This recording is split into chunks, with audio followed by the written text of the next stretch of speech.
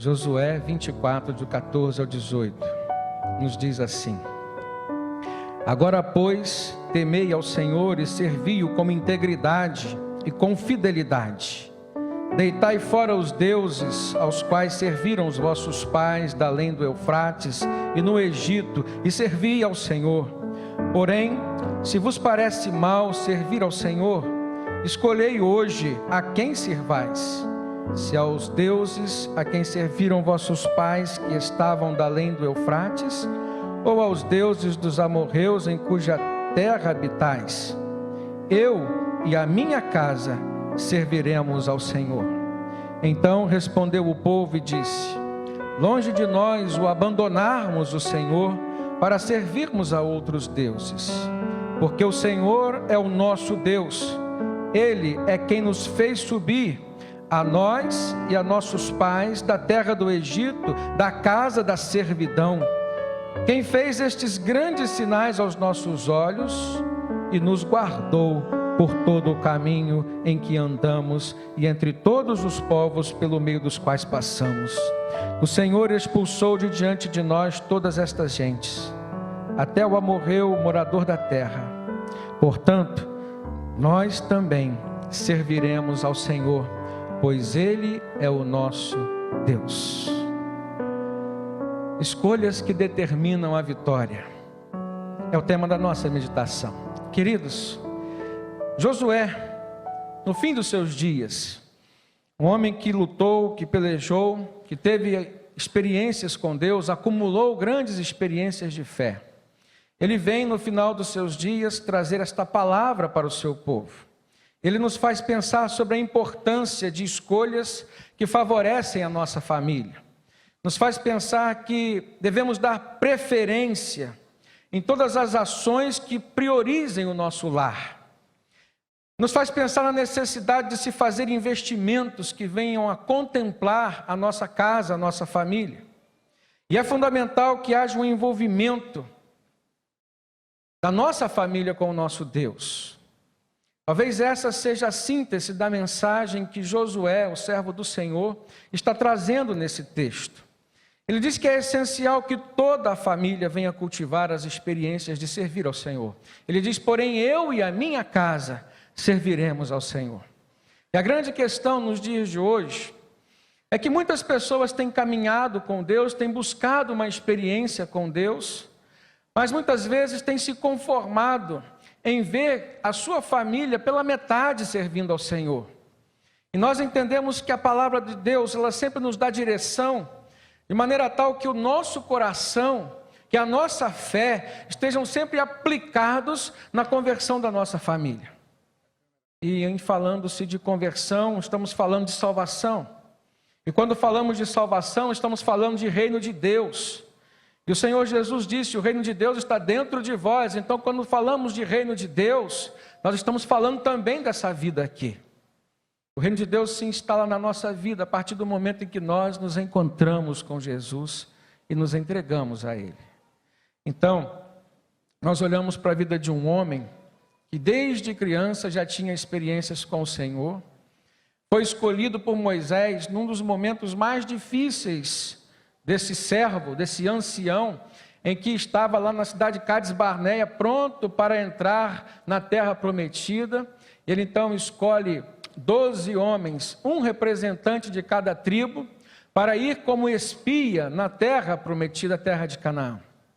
E daquela experiência voltaram os 12, mas somente 2 pessoas, Josué e Calebe, puderam fazer uma análise daquilo que Deus tinha dado como promessa para eles, mas de uma forma otimista, de uma forma que demonstrava a sua fé e a confiança no seu Deus.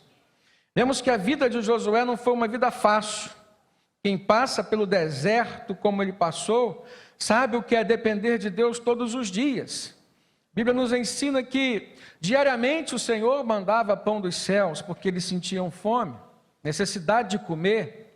Eles não podiam guardar aquele pão, porque se estragava, se referia ao maná. E isso fazia com que eles todos os dias pudessem estar ali na dependência do Senhor. Havia uma nuvem que lhes dava sombra, havia uma coluna de fogo que os acompanhava nas noites frias, cálidas do deserto. E os desertos hoje continuam a existir. Muitas pessoas estão atravessando grandes desertos nas suas vidas e principalmente dentro da sua casa, dentro das suas famílias. A realidade é que o deserto que mais nos incomoda é o deserto do nosso coração. Não é o deserto sobre o qual nós caminhamos, não é o deserto sobre o qual nós acumulamos algumas experiências visíveis com Deus, com pessoas, enfrentando dificuldades com relação aos outros, com relação às intempéries da vida lá fora, mas o deserto que mais nos incomoda é o deserto que se instala muitas vezes dentro de nós, por conta de sentimentos, por conta de relacionamentos que muitas vezes se quebram, muitas vezes são machucados ao longo dessa vida aqui. E Josué traz consigo uma experiência de quem enfrentou o deserto.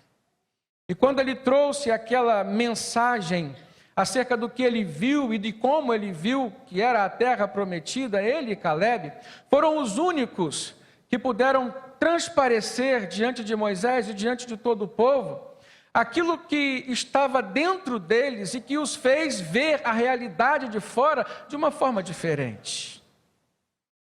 10 dos espias trouxeram a notícia de que aquela terra de fato era uma terra boa, terra que manava leite e mel. Os cachos de uva que eles viram as pessoas carregando eram cachos que precisavam que 2 homens colocassem sobre os seus ombros. Tal era o tamanho do fruto daquela terra. Mas eles olharam para os gigantes que ali habitavam. Eles olhavam para as dificuldades. Eles olharam com olhos de quem não demonstrava fé num Deus que já os acompanhava há algum tempo nas suas vidas. Mas Josué e Calebe fizeram diferença naquele dia.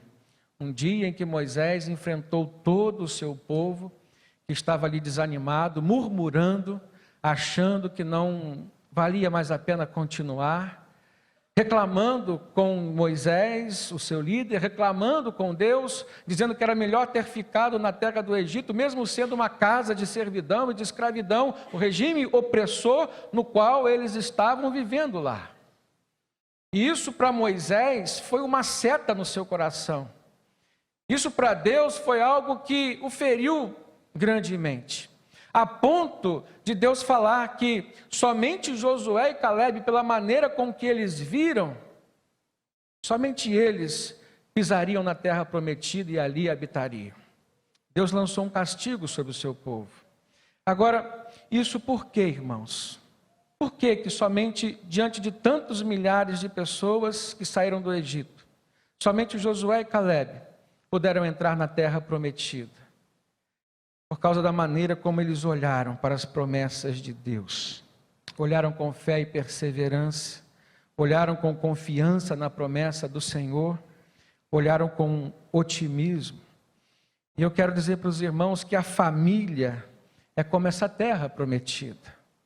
A nossa família, nós precisamos olhar para ela da mesma forma como Josué e Calebe olharam. E o Senhor há de cumprir sobre nós e entre nós as suas promessas. Abra sua Bíblia em Números, capítulo 14, do verso 7 ao 9. Nós vamos ver um texto que relata justamente aquele momento crucial na vida de Moisés, na vida do povo, em que Deus se apresentou de forma rígida, poderosa, e decretou ali a sua sentença e o seu pensamento. Números 14, verso 7 diz assim: e falaram a toda a congregação dos filhos de Israel. Essa é a palavra que Josué e Calebe disseram, depois de todos os outros 10 espias terem desanimado o povo e terem causado aquela situação de murmuração e de pecado. Eles disseram: a terra pela qual passamos a espiar é terra muito boa. Agora eles disseram uma coisa importante: se o Senhor se agradar de nós, então nos porá nesta terra e nola dará, terra que mana leite e mel. Mas tão somente não sejais rebeldes contra o Senhor, e não temais o povo desta terra, porquanto são eles nosso pão. Retirou-se deles o seu amparo, e o Senhor é conosco, não temais. Foi a palavra que Josué e Calebe disseram para todo o povo.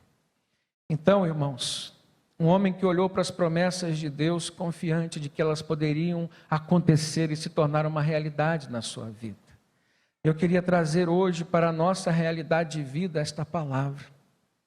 Talvez você esteja atravessando dentro da sua casa um verdadeiro deserto. Talvez você não esteja contando com palavras animadoras como as palavras de Josué e Calebe. E normalmente o que nós mais encontramos nessa vida aqui são pessoas que nos desanimam. São pessoas prontas a desferir sobre nós e contra nós palavras destrutivas. Palavras que não contemplam a fé e a nossa experiência com Deus. Mas eu quero dizer em nome de Jesus, que esta palavra do Senhor a nós hoje contempla a sua vida, contempla a sua casa, contempla a sua família. É tempo de restauração, irmãos. É tempo de vivermos as promessas do Senhor. E Josué chega lá na sua velhice, acumulando grandes experiências de vitória. E por conta dessa autoridade que ele tinha pela sua vida, ele então dá conselhos ao povo. Ele nos mostra, em primeiro lugar, a importância de se temer a Deus e de servi-lo com toda a família. Olha no verso 14 de Josué 24 que ele falou. Agora, pois, falando diante de todo o povo de Israel, agora, pois, temei ao Senhor e servi-o com integridade e com fidelidade, mas deitai fora todos os deuses aos quais serviram os vossos pais da além do Eufrates, e servi ao Senhor. Então, irmãos, servir a Deus, mas não servir de qualquer maneira. Josué diz: precisamos servir ao Senhor com integridade. Algumas versões dizem com sinceridade de coração. Ele diz servir a Deus com fidelidade. Algumas versões trazem o termo verdade. E quando o Senhor fala sobre adoração, sobre serviço, nós vemos um texto em que o Senhor Jesus se encontrou com uma mulher samaritana à beira do poço, na cidade de Sicar, e ela lhe indagou acerca de qual deveria ser o lugar escolhido por Deus, qual era o lugar escolhido por Deus para que o seu povo pudesse adorar. Ela disse: olha, os nossos pais dizem que nós devemos adorar no Monte Gerizim, se referindo ao povo de Israel do norte, cuja capital era Samaria. Mas vocês, judeus, dizem que o lugar é em Jerusalém, em Sião. E aí Jesus disse para ela: não importa o lugar, Deus é Espírito, e o que importa é que os seus adoradores o adorem em Espírito e em verdade, porque a tais adoradores é que o Pai procura. Preste atenção nessa palavra, irmãos. O Pai está procurando verdadeiros adoradores, que o adorem em espírito e em verdade, que o adorem com integridade, que o adorem com fidelidade. E o apóstolo Paulo, na carta aos Romanos, no capítulo 6, ele fala sobre o reino de Deus, o reino da graça, mas fala também sobre o reino do pecado. Ele traz uma palavra esclarecedora, irmãos, dizendo que o reino ao qual nós servimos, o reino ao qual nós pertencemos, é o reino ao qual nós obedecemos. É o reino de quem nós obedecemos. É o reino para quem nós trabalhamos. Nós precisamos entender que quando trabalhamos para nós mesmos, na verdade nós estamos trabalhando para um reino que não é de Deus. É nessa hora que nós precisamos compreender de uma dimensão muito mais profunda. Qual é o centro da nossa adoração? Qual tem sido o centro da nossa oração? Como que nós temos nos relacionado com Deus? Se Jesus está no centro ou se a nossa pessoa é que está no centro? Porque se nós estivermos no centro de todo o nosso relacionamento, seja com pessoas, seja com Deus, essa adoração não pertence ao Senhor. Essa adoração não pertence ao reino do Senhor. Pertence ao reino de si mesmo, ao reino de nós mesmos. E muitas vezes nós constituímos dentro do nosso coração um altar idólatra, no qual Deus não tem parte. Precisa ser quebrado, irmãos. Precisa ser destruído. Precisa ser refeito para dar lugar a um altar verdadeiro do Deus vivo. Amém? É por isso que Josué, quando fala que nós deveríamos servir a Deus, nós deveríamos servir com integridade, sinceridade, com fidelidade, com verdade, mas deveríamos também abandonar todos os outros deuses. Naquele tempo ele disse: aos deuses que os vossos pais serviram além do Eufrates, lá no tempo do Egito, qualquer tipo de influência pecaminosa, maligna que vocês possam ter trazido de lá, seja por herança, seja por relacionamento, desprezem tudo isso. E se entreguem a uma nova experiência com o Deus vivo, através de um coração verdadeiro, puro e sincero. Irmãos, essa realidade se retrata também nos dias de hoje. Os deuses da além do Eufrates ainda existem no nosso coração. Construímos alguns altares, construímos alguns deuses e nos entregamos a ele muitas vezes. Às vezes nós destruímos esses deuses e construímos outros deuses. É interessante e importante nós pensarmos que a idolatria não é uma idolatria estática, ela também é dinâmica. E muitas vezes quando nós nos vemos livres de algumas idolatrias, de alguns falsos deuses que criamos, seja pelo egoísmo, ou seja o Deus de nós mesmos, ou seja por um relacionamento exacerbado no qual o outro passa a ocupar o lugar de Deus. Destruímos alguns, mas construímos outros e precisamos estar sempre monitorando o nosso coração. No Antigo Testamento, Deus sempre falou e se referiu à idolatria como uma forma de prostituição. Se prostituam com outros deuses, e eu os abandonarei, dizia o Senhor. No Novo Testamento, Jesus se refere a dois deuses: ao Deus verdadeiro e ao Deus das riquezas. Ele até dá nome, ele diz Mamon, o Deus das riquezas. E muitas vezes, nos dias de hoje, nós encontramos alguns cristãos permitindo que no seu coração se desenvolva altar a esse Deus das riquezas, que impede um relacionamento puro e sincero com Deus verdadeiro. Por isso você deve monitorar o seu coração e estar sempre atento a qualquer tipo de idolatria que possa estar nascendo nele. A segunda experiência que nós encontramos, e lição que Josué nos dá, é que é fundamental que se sinta responsabilidade para com a vida integral de sua família. E aí entra a questão emocional, entra a questão material, física, mas principalmente a questão espiritual. Olha no verso 15 o que Josué diz: porém, se vos parece mal aos vossos olhos servir ao Senhor, escolhei hoje a quem sirvais, se aos deuses a quem serviram os vossos pais que estavam além do rio, ou aos deuses dos amorreus em cuja terra habitais. Porém, a escolha de Josué tinha sido feita há muito tempo, mas agora ele vem declarar publicamente: eu e a minha casa serviremos ao Senhor Deus. E nós nos deparamos com uma grande realidade. A vida, irmãos, é feita de escolhas e resultados. Preste atenção nessa frase. Josué diz: escolhei hoje a quem servais.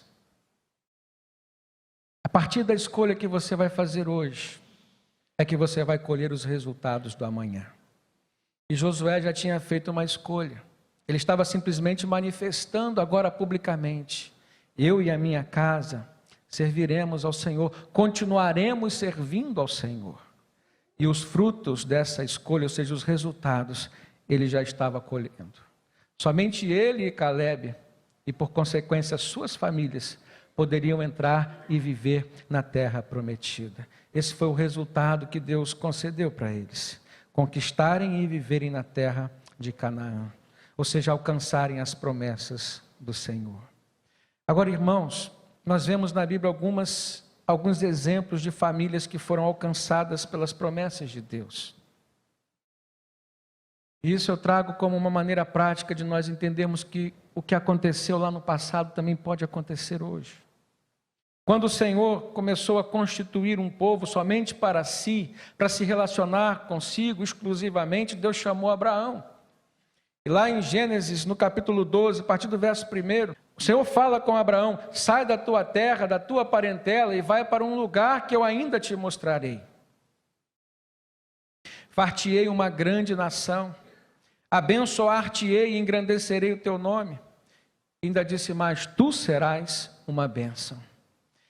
E abençoarei aqueles que te abençoarem, disse o Senhor, mas amaldiçoarei aqueles que te amaldiçoarem. E em ti serão benditas todas as famílias da terra. Olha como quando Deus escolheu um casal para começar uma nação só para si, ele já estava pensando em família. E ele já prometia bênçãos para essas famílias.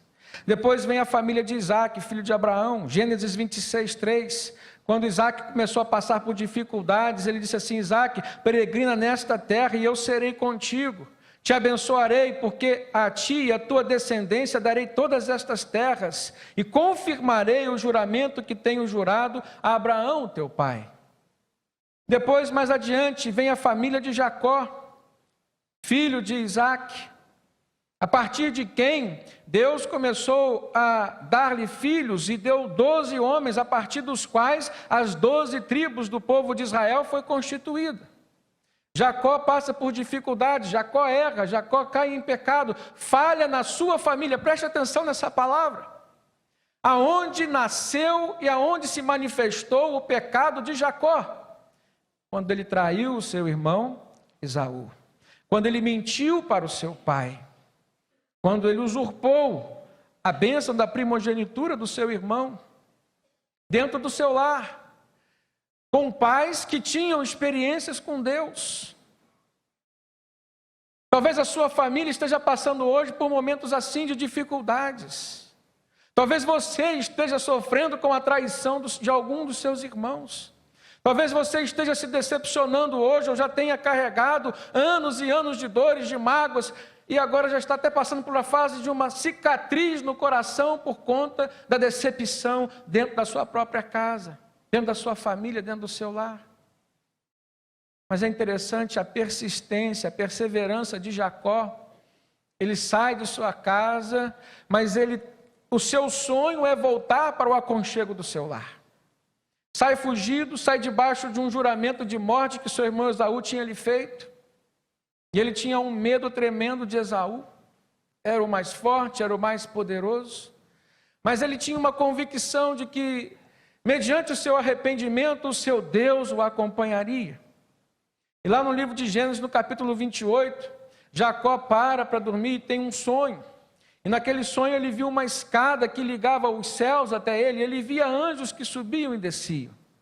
Ele ouviu, naquele momento, uma palavra de Deus em sonho que lhe dizia assim: eu sou o Senhor, o Deus de Abraão, teu pai, e o Deus de Isaque.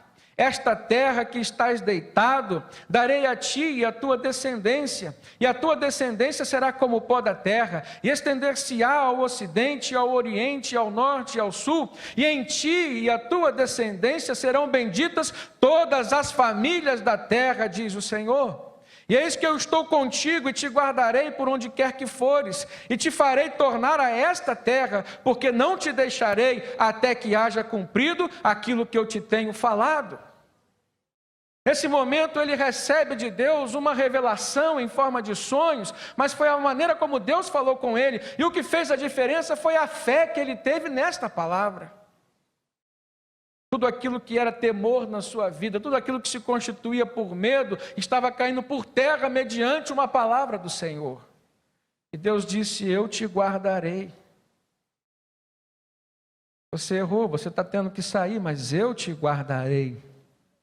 E mais, não te deixarei, até que haja cumprido tudo aquilo que eu te tenho falado. E o que Deus falou com Jacó? Ele o traria de volta àquela terra, que lhe daria descendentes, que a sua família e todas as famílias seriam benditas. a partir daquela promessa de Deus. Meu irmão, minha irmã, não desista da sua família. Não desista dos sonhos de Deus para você, principalmente aqueles que se cumprem dentro do seu lar. A terceira lição que nós aprendemos é que a presença de Deus é que nos dá a segurança e a paz que nós necessitamos nos momentos das nossas aflições. Eu olho para alguns irmãos que estão aqui, alguns rostos, e eu começo a me recordar. Muitos deles já passaram por grandes dificuldades nas quais eu participei. E a gente começa a lembrar, irmãos, do quanto Deus foi fiel, do quanto Deus tem sido fiel. A gente começa a pensar de quem nós éramos, de onde nós estávamos, qual era o nosso estado no passado e aonde Deus nos colocou hoje. O Senhor é um Deus que dá vitória, irmãos. O Senhor é o Deus que levanta o abatido. O Senhor é Deus que trabalha em nós, que nos restaura, que nos dá coragem, que nos dá força. E ainda que nós venhamos a passar por grandes desertos, da mesma forma que lá no passado Ele caminhou com o seu povo, sendo fiel, Ele está disposto a caminhar conosco hoje e ser fiel. Mas nós também precisamos fazer a nossa parte. A presença de Deus nos dará a segurança necessária e a paz que nós necessitamos, mas algumas exigências Deus faz para que isso aconteça. Nós precisamos cultivar no nosso coração sentimentos, pensamentos que atraiam a presença do Senhor. Preciso dizer não para o mundo, preciso dizer não para mim mesmo em algumas situações. E preciso dizer sim para Deus.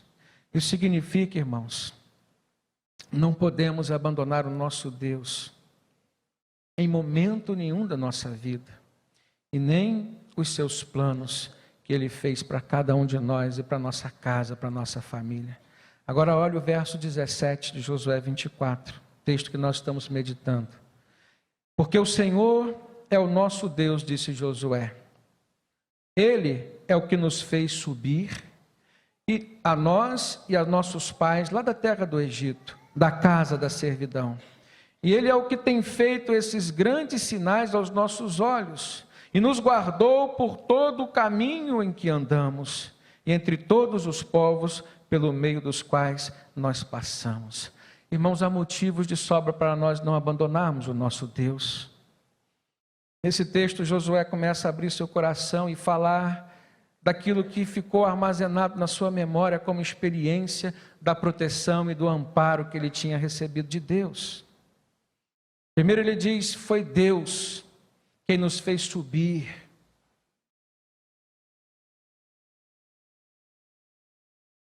Às vezes nós estamos necessitando, irmãos, de um braço que nos levante. Às vezes nós estamos precisando de uma mão que se estenda em nossa direção. Às vezes nós estamos precisando de um ombro amigo. Às vezes nós estamos precisando ser ouvidos. Mas sempre nós estamos precisando da presença, da consolação do Espírito Santo e da palavra de Deus nos nossos corações. Não podemos abandonar o nosso Deus. A segunda razão que Josué diz aqui, ele não abandonaria o seu Deus porque foi o seu Deus quem o livrou da casa da servidão lá no Egito. Agora, qual tem sido a nossa casa de servidão hoje, irmãos? Talvez hoje você esteja preso a algum tipo de pecado. Em Isaías 59:1, a palavra de Deus diz que o braço do Senhor não está encolhido, nem os seus ouvidos agravados para que não possa te ouvir. Mas são os vossos pecados que fazem a separação entre vós e o vosso Deus. Nós precisamos cultivar um coração puro, para que a presença de Deus se manifeste na nossa vida, para que a luz do Senhor Jesus venha brilhar todos os dias, irmãos. Quando nós olhamos para a promessa que Deus fez acerca de Jesus, da vinda de Jesus, ao profeta Isaías, capítulo 61 diz que ele viria para pregar libertação aos cativos. Ele viria para curar os enfermos, ele viria para dar vista aos cegos e para pregar as boas novas de salvação. Que tipo de libertação nós encontramos aí como sendo promessa de Deus para nós? Se não for a libertação de pecados nos quais muitas vezes nós estamos presos, cativos, cativeiros espirituais que nós permitimos se levantar contra nós e sobre nós. Isso é sério, irmãos. Nós precisamos olhar para o nosso relacionamento com Deus de maneira séria. Precisamos olhar para a nossa vida espiritual, para o Evangelho do Senhor Jesus de maneira séria. Porque o Deus que nós cremos é real. As suas palavras para as nossas vidas são reais. As suas promessas se cumprem. A palavra de Deus diz que a sua fidelidade é grande. Mas por isso nós temos que levar o nosso compromisso com Ele a sério. Existe uma aliança com Deus feita através de Jesus em nós, conosco, com a nossa família, sim. Mas nós precisamos levar a sério essa aliança. A terceira razão para nós não abandonarmos o nosso Deus está naquilo que Ele tem feito por nós. Josué disse, olha, foi o Senhor que fez grandes sinais aos nossos olhos, se referindo àquelas pragas do Egito que fizeram com que o coração de Faraó se amolecesse e libertasse o seu povo. Se referindo aos sinais que aconteceram no deserto, quando Deus fez a água brotar da rocha, quando fez o maná cair do céu. Há tantos outros milagres que o Senhor fez e que eles viram. E nós muitas vezes temos desprezado, irmãos, os milagres que Deus faz hoje ainda em nós.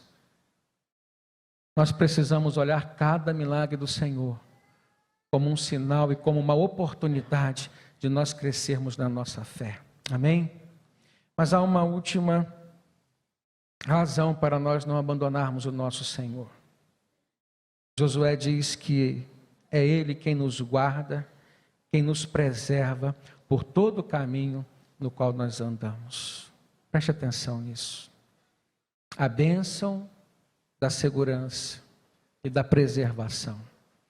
Eu quero falar isso para os casais que estão aqui hoje, maridos, esposas, porque a bênção da preservação se aplica também na nossa família. E muitas vezes, irmãos, nós nos vemos enfraquecidos. Há muitos casais cristãos que pelo menos um dos cônjuges começa a desistir diante das primeiras dificuldades que vêm. Mas se esquecem de que há um Deus todo-poderoso, que está lá nos céus, mas também que está aqui na terra, e que promete preservar a nossa vida, a nossa casa, a nossa família. A bênção da preservação ainda pode ser vivida hoje, amém? Agora eu quero trazer uma experiência do Novo Testamento, que mostra a bênção da preservação de Deus na vida de alguém, na família de alguém. Abra sua Bíblia no livro de Atos, capítulo 16, a partir do verso 29. Nós vemos uma experiência vivida por Paulo e Silas, que estavam na cidade de Filipos, pregando o Evangelho, e injustamente foram presos, levados ao cárcere, e ali, durante a noite, eles estavam cantando, louvando, adorando ao Senhor, pregando o Evangelho aos presos. O carcereiro que estava ali tomando conta deles estava ouvindo e testemunhando aquilo que Deus estava fazendo na vida daqueles homens. Preste atenção nisso. Um carcereiro, Paulo e Silas não conheciam aquele homem, Paulo e Silas nunca tinham entrado na casa dele, Paulo e Silas não conheciam a sua família. Mas a vida de Paulo e Silas estava falando de um Deus vivo, que mesmo diante da circunstância difícil que eles estavam vivendo, estavam sendo injustiçados, estavam presos num cárcere com grilhões que os acorrentavam, mas estavam louvando, adorando ao Senhor, testemunhando de um evangelho vivo e verdadeiro que transforma o pecador e que lhe dá salvação e certeza da vida eterna nos céus. E por volta da meia-noite, mediante todo aquele louvor, o Senhor então manda um terremoto. E diante daquele terremoto, as portas da cadeia se abriram, os grilhões se romperam, e houve um estardalhaço muito grande, as luzes se apagaram, capítulo 16, verso 29 de Atos, diz que o carcereiro pediu luz. Desesperado, todo trêmulo, se prostrou ante Paulo e Silas. Antes ele estava lá pensando em tirar a sua própria vida, porque ele tinha pensado diante daquela escuridão toda, as portas abertas, todos os presos teriam saído, o que era normal. Mas o que ele não conhecia era a manifestação da glória de Deus, que se manifestou naquele lugar, através da vida de Paulo e Silas, e fez com que todos os presos estivessem ali, e fez com que Paulo dissesse: não faça isso com a tua vida, nós estamos aqui. E de forma trêmula, aquele homem então se lança aos pés de Paulo e Silas, tirou todos para fora, e perguntou para aqueles homens: senhores, o que é necessário que eu faça para me salvar? Eles disseram então para aquele carcereiro: crê no Senhor Jesus e serás salvo, tu e a tua casa. Repita isso comigo: crê no Senhor Jesus e serás salvo, tu e a tua casa. E lhe pregavam a palavra do Senhor, diz o texto, e a todos os que estavam na sua casa. E tomando-os ele consigo naquela mesma hora da noite, lavou-lhes os vergões. E o que aconteceu com aquele homem, irmãos? Mediante a sua decisão por Jesus, ele foi batizado, ele e todos os seus, ou seja, toda a sua família, e levou-os à sua casa, e lhes pôs à mesa, ou seja, colocou ali Paulo e Silas na mesa da sua casa, e na sua maneira de crer no seu Deus, se alegrou com toda a sua família. Coisa maravilhosa, irmãos. Havia uma família na cidade de Filipos que Deus queria preservar e salvar, mesmo que custasse a prisão de Paulo e Silas. Mas o Senhor, naquele dia, demonstrou e manifestou a sua glória, cumprindo a sua promessa, o seu desejo de preservar aquela família. Por que Deus, que fez aquilo no passado, não pode fazer com a sua família hoje? Eu quero te dizer em nome de Jesus que Ele faz. Repita: Ele faz. Deus faz, irmãos. Creia nessa palavra: Deus faz. E Ele vai fazer acontecer. O melhor, o impossível, vai acontecer na nossa vida. Amados, precisamos crer no nosso Deus.